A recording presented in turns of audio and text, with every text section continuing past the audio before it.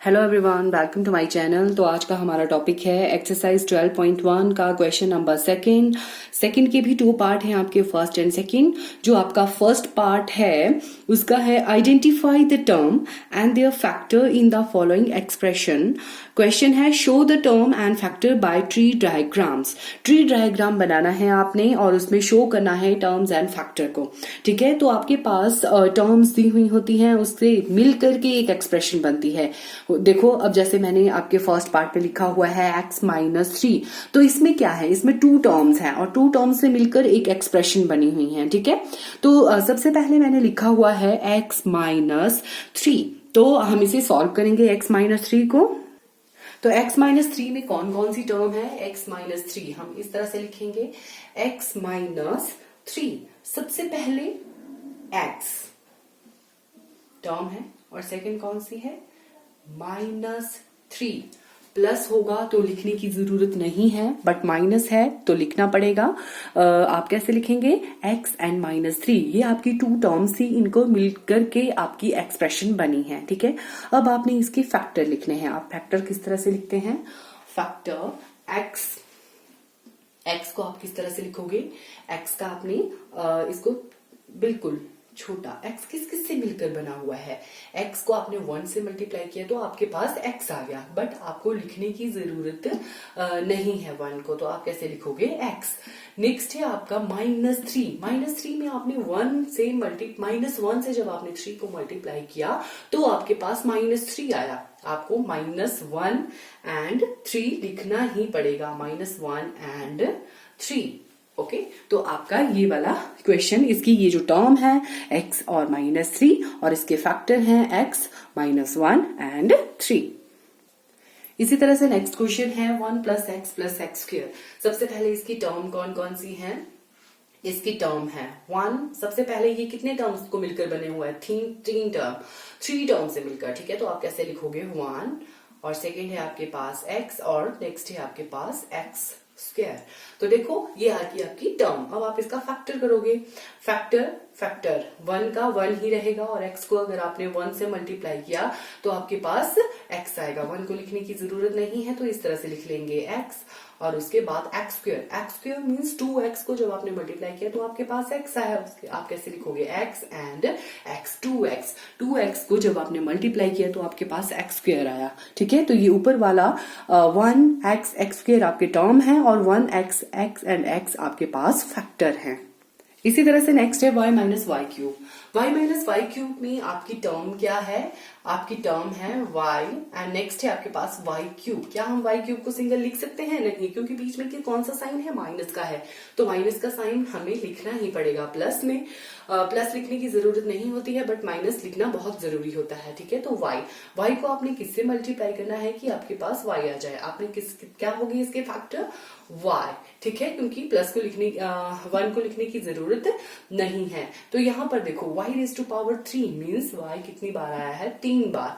और क्या आया है? -1 को जब आपने y³ से मल्टीप्लाई किया तो आपके पास -y³ आया। -1 और y³ को हम 3 टाइम्स लिखेंगे, y। तो देखो अब क्या आएगा? -1 को जब आप 3y से मल्टीप्लाई करेंगे तो आपके पास आएगा ना -y³। तो ये आ गया आपका टर्म एंड फैक्टर। ओके, तो नेक्स्ट है डी पार्ट 5xy² + 7x²y। तो सबसे पहले हमें इसका क्या लिखना है? सबसे पहले हमने इसकी टर्म लिखनी है। टर्म में क्या आएगा? 2 टर्म से मिलकर बना हुआ है 5x²। ये आपकी फर्स्ट टर्म और ये आपकी सेकेंड टर्म 7x²y। ठीक है, तो अब आपने इसके फैक्टर करने हैं। कौन कौन से फैक्टर होंगे इसके? सबसे पहले 5 को जब आपने x से मल्टीप्लाई किया, उसके बाद y² मीन्स y आपने 2 टाइम्स लिखना है, y²। अब आपने देखो यहाँ पर कैसे लिखना है? 7x² means x 2 times and y 1 time. तो देखो, ये हो गए आपके फैक्टर और 5x² एंड 7x²y आपकी टर्म हो गई। इसी तरह से नेक्स्ट पार्ट है ई part -ab 2b² and -3a²। इसमें कैसे लिखना है? सबसे पहले आपने क्या लिखना है? टर्म लिखनी है। कौन कौन सी टर्म है? -ab, प्लस को लिखने की जरूरत नहीं है, 2b² एंड -3a ओके, तो इसके बाद हम कैसे लिखेंगे,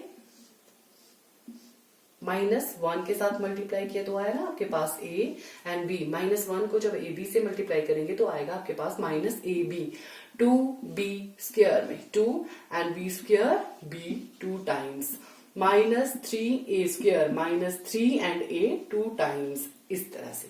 ठीक है, तो ये थे आपके टर्म और फैक्टर। इसी तरह से ये आपका फर्स्ट पार्ट कंप्लीट होता है सेकंड क्वेश्चन का। तो इसी तरह से हम सेकंड पार्ट करेंगे, identify terms and factor in the expression given below. Identify करने हैं आपने टर्म और फैक्टर। अगर आपको सेकंड का फर्स्ट पार्ट अच्छे से क्लियर हुआ तो सेकंड पार्ट करने में कोई प्रॉब्लम नहीं आएगी। सिर्फ हमने इसे लिखना है, एक साइड टर्म लिखनी है और एक साइड फैक्टर लिखने हैं।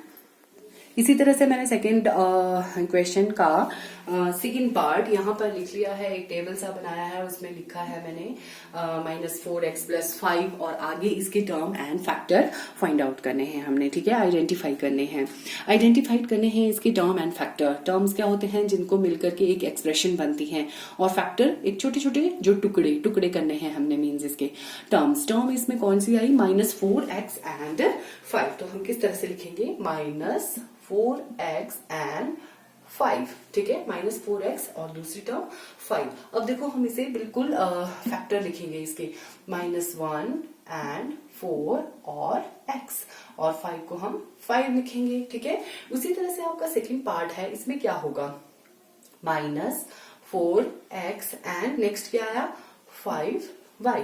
तो ये क्या थी, इसकी टर्म थी, -4x एंड 5y। तो इसमें क्या आएगा, -1 4 एंड x। क्या आया, -1 4 एंड x, और 5y को कैसे लिखेंगे, इसके फैक्टर क्या होंगे, 5 एंड y। उसी तरह से c पार्ट है, 5y + 3y स्क्वायर, इसके टर्म क्या हो गए, 5y और 3y स्क्वायर। 5y का फैक्टर क्या होगा, 5 एंड y। इसके बाद 3y square means y 2 times y and y। उसी तरह से नेक्स्ट है आपका xy + 2x square y square.